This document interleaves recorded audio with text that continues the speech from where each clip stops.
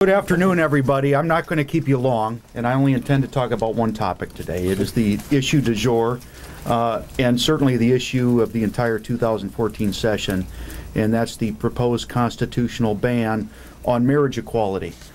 We finally saw the resolution introduced today. It is now H.R. 3, as you're already well aware. HJR 3, excuse me. What is particularly curious, though, is that we now have this companion measure that I think merits some discussion. But as I've always said, we need to be focusing on other issues this session. We have 1 in 5 Hoosier school-age girls living in poverty. We have one of the largest wage gaps between men and women in the nation. And we have a median household income that is falling further and further behind our fellow Americans. These are the types of problems that need to be addressed. We do not need this needlessly divisive debate. But unfortunately, today the debate not only became more divisive, and we missed our last best opportunity to avoid this for the legislative session, we now have made it more confusing. Because we saw the introduction of this measure, House Bill 1153, introduced by my good friend Representative Turner, the gentleman from Gas City, and it enumerates a number of the repeatedly enunciated concerns and potential unintended consequences of this constitutional amendment. Now, as you recall, I have some depth of history with many of you on this issue. Back when I served under Speaker Bowers, the Rules Committee chairman, I got to hold hearings on this thing, and we identified a number of specific problems. For instance, was it going to impact corporations' ability to grant benefits to its employees for same-sex partners? Was it going to impact local ordinances like the one that had existed here in Marion County? Was it going to affect things like wills or living wills or people having visitation rights? Most of all, was it going to impact domestic violence laws? Because that, after all, is a domestic partnership benefit, regardless of the person's genders. These are all concerns that are raised. And I think they felt a little guilty about them because this measure seems to be to assuage some of that guilt. They have simply put in the bill that, yeah, we're going to do this constitutional amendment, but it doesn't actually do any of these things.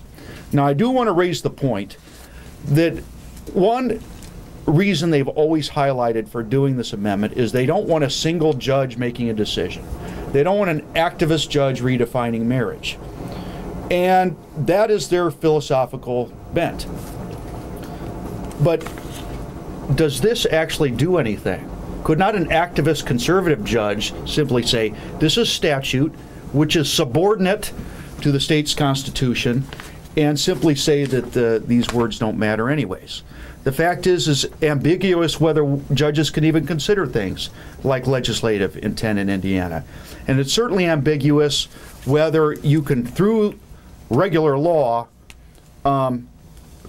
restate or redefine what's in the higher document of the Constitution. Merely want to leave you with this. You know, when our founders put freedom of speech in the Constitution, they didn't need a bunch of follow-on laws to say what it meant. When they put freedom of religion in there, they didn't need to do the same things. When in 1851, our state's Constitution writers reconstructed our Bill of Rights, they didn't need to tell people what it meant. They knew that the judiciary, an independent branch, would make those decisions. We are muddying the water even further, and I think this here is the best evidence that we need to set this issue aside.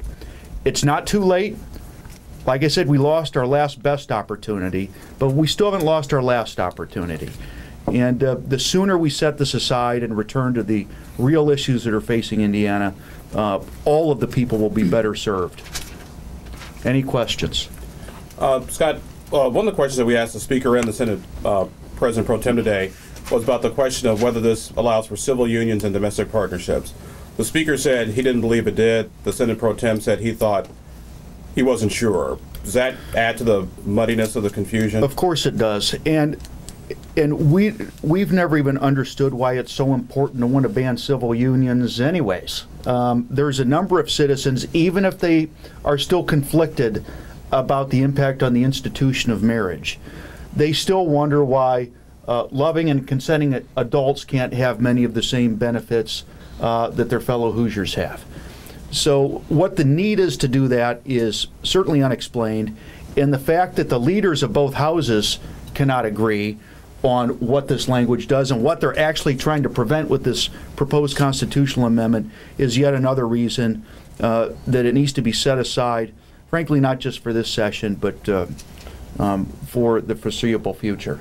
Leader Pelath, why is it a bad thing for the legislature to try to indicate their intent behind the amendment?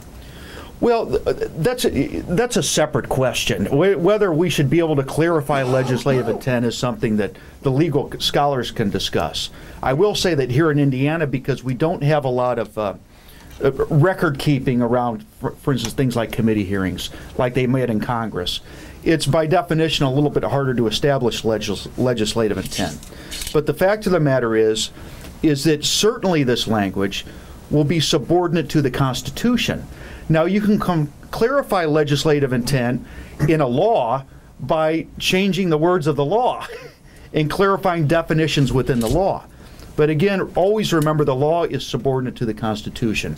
And there would be nothing, given that these issues have been identified, there would be nothing to keep a judge or a group of judges from saying, hey, you know, we probably think these things shouldn't be allowed. And an activist judge could decide that this is an actual conflict with the Constitution as amended, and this would not be valid.